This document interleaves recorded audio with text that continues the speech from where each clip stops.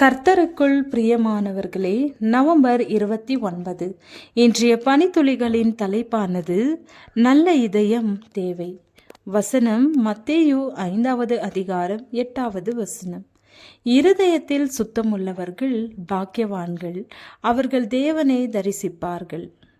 ஒரு கல்லூரியில் நடைபெற்ற விழாவில் கிறிஸ்தவ போதகர் பிரார்த்தனை செய்ய அழைக்கப்பட்டிருந்தார். மாணவர்களின் அறிவு திறனும் கல்வி திறனும் இறையருளால் பெருகுவதற்காக அவர் ஜெபிப்பார் என பலரும் எண்ணினார்கள். ஆனால் அவரோ அப்படி செய்யவில்லை. இந்த பிரசித்தி பெற்ற கல்வி நிறுவனத்தில் படிக்கும் மாணவர்களுக்கு அங்குள்ள சிறந்த போதனை திறனால் அறிவும் ஞானமும் பெருகும். ஆனால் அவர்களுக்கு மிக அவசியம் ஒரு நல்ல இருதயம் என்பதை அவர் உணர்ந்து அதற்காக ஜெபித்தார்.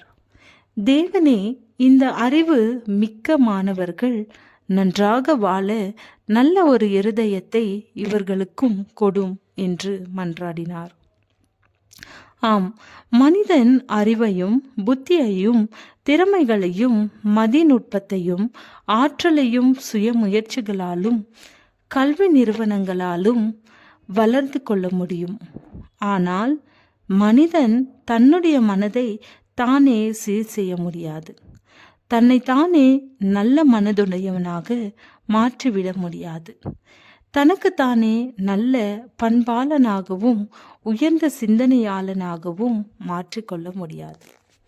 ஏனென்றால் இயற்கையிலேயே மனிதனுடைய இருதயம் திருக்குள்ளதும் மகா கேடுள்ளதுமாக இருக்கிறது. அதனை மனிதன் தன்னுடைய சுய முயற்சிகளாலும் கல்வி அறிவாலும் உரிய அளவு மேம்படுத்திக் கொள்ள முடியாது. ஏனென்றால் மனித மனம் பாவத்தால் பழுதடைந்த ஒன்று. பாவம் என்ற தீய தன்மை நீக்கப்படாவிட்டால் அது சீர்பெறாது. பாவத்தை அகற்ற கர்த்தரால் மட்டும் கூடும். கர்த்தருடைய கிருபையை தேடி பெறுகின்ற மனிதன் மட்டுமே பாவத்திற்கு நீங்களாகி நல்ல ஒரு மனநிலையை அடைய முடியும்.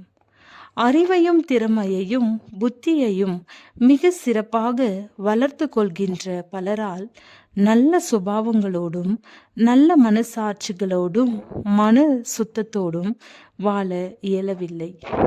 அறிவாலும் ஆற்றலாலும் உயர் நிலைகளுக்கு வர இயன்ற பலர் மனநிலைகளிலோ குன்றி போய் தவறுகளிலும் நேர்மையற்ற செயல்களிலும் சிக்குகின்றனர். ஆம், மனதை நன்றாக வைக்க இயன்றவன் மட்டுமே பாக்கியவான். அது கர்த்தரால் மட்டுமே கூடும். இருதயத்தில் சுத்தமுள்ளவர்கள் பாக்கியவான்கள், அவர்கள் தேவனை தரிசிப்பார்கள்.